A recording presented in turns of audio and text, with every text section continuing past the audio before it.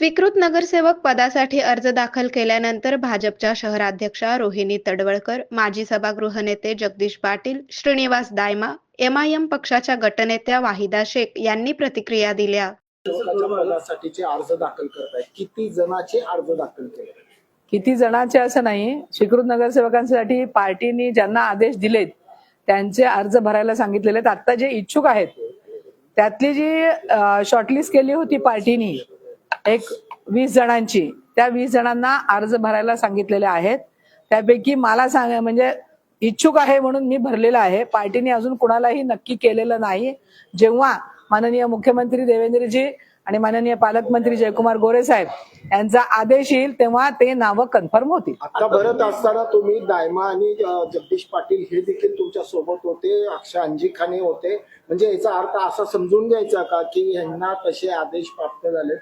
आदेश कोणालाच दिलेला नाहीये. मी आपल्याला मगाशी सांगितलं की ज्या पार्टीकडे अर्ज आलेले होते त्याच्यातल्या 20 लोकांना आपण स्वीकृत नगरसेवक होण्यासाठीचे अर्ज भरायला सांगितलेले आहेत.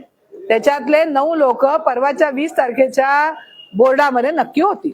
ते आता तुम्ही येण्यापूर्वी महापौरांना सभागृह नेत्यांची पण भेट झाली आपली, त्याच्यामध्ये काय शॉर्टलिस्टेड वगैरे झालं असं काय? सांगितलं की मी 20 लोकांना भरायला सांगितलेले आहेत, त्यापैकी 9 लोक नक्की होतील. एवढी गोपनीयता का पाळली जाते? गोपनीयता नाही, आता प्रत्येक गोष्टीमध्ये गोपनीयता असणार ना पक्षाचं म्हणल्यावर. आता ज्यांना भरायला सांगितलेले आहेत ते भरतील. त्याच्यातली शॉर्टलिस्ट करून जे 9 होतील त्यांची नावं सभागृहात येतील आणि ते नावं सभागृहात आल्यानंतर त्यांना कळेल. बाकीच्या 11 जणांनी आपल्या आता माझ्यासोबत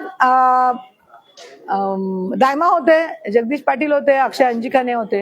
हे त्यांनी त्यांचे अर्ज सादर केलेले आहेत. आणखीनही जे 10-15 जण आहेत ते पण स्वतःचे अर्ज सादर करतील.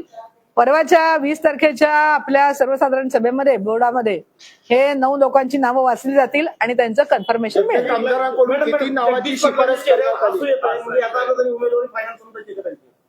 आता प्रत्येकाच्या उमेदवाराचं हसू येणार ना. या 20च्या 20 लोकांच्या चेहऱ्यावर हसू असणार आहे की आपल्याला भरायला सांगितलंय म्हणून.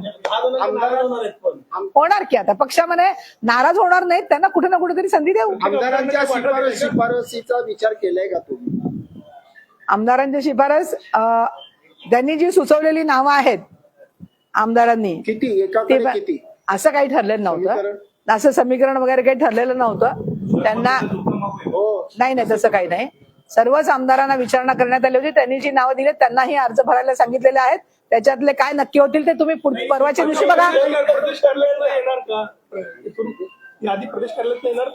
नाही, माननीय मुख्यमंत्र्यांनी सँक्शन केल्यानंतर पालकमंत्र्यांच्याकडे ती यादी जाईल आणि पालकमंत्री आपल्याला पाठवतील. एक व्यक्ती एक पद असा नियम त्यांचा चालू होता. मग आता समजा आपण पुढे नगरसेवक झाला तर शहरात एक पदाबाबत काय विचार पक्षाने निंबर्गी हे शहराचे अध्यक्ष पण होते आणि स्वीकृत सदस्य पण होते.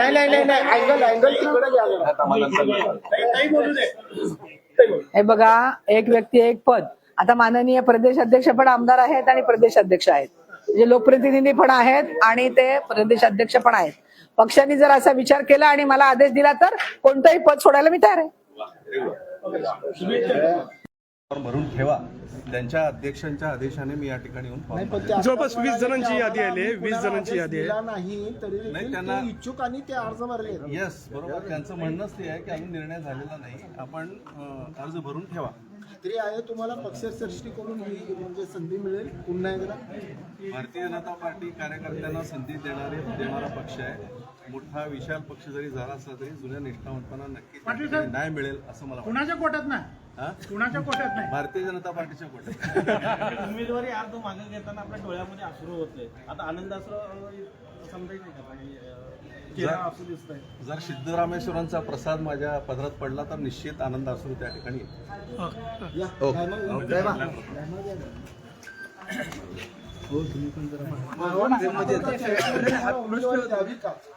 का आणि कशासाठी? एक मिनिट. पक्षाचं धोरण होतं त्यावेळेस निवडणुकीच्या वेळेस मारवाडी समाजाने उमेदवारी मागितली होती. तरी स्वीकृतनं सुद्धा आम्ही पक्षाकडे उमेदवारी मागितली की पक्षाला समाजाला न्याय द्यावा. त्या हिशोबानं पक्ष नेतृत्वाने सांगितलं की फॉर्म तुम्ही भरून ठेवा, तसं निर्णय तुम्हाला कळू. त्या 20 जणांच्या यादीमध्ये तुमचं पण नाव आहे. म्हणजे पक्षाने सांगितले आदेश त्या हिशोबानं एक मारवाडी समाजाची आनंदाची बातमी. शुभेच्छा तुम्हाला. पदाची जबाबदारी दिली आहे, त्यांच्या नावाचा अर्ज तुम्ही आता दिलाय. एमआय पक्षाकडून वरून आमचे सोलापूरचे इन्चार्ज अनवर सादात ते माझ्याकडे जिम्मेदारी दिलेली आहे. यांचं नाव देण्यात आलं. काय नाव त्यांचं?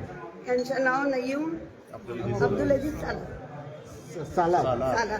मग ह्या अगोदर गाजीने पण अर्ज भरलाय आणि ते म्हणतायत की पक्ष आम्हाला नक्कीच न्याय देईल. गाडीचा आमचा काय संबंध नाही. पुन्हा एकदा विचारतोय, गाजीने अर्ज भरलाय ते आम्हाला माहित नाही. आत्ताच आले आम्ही. मला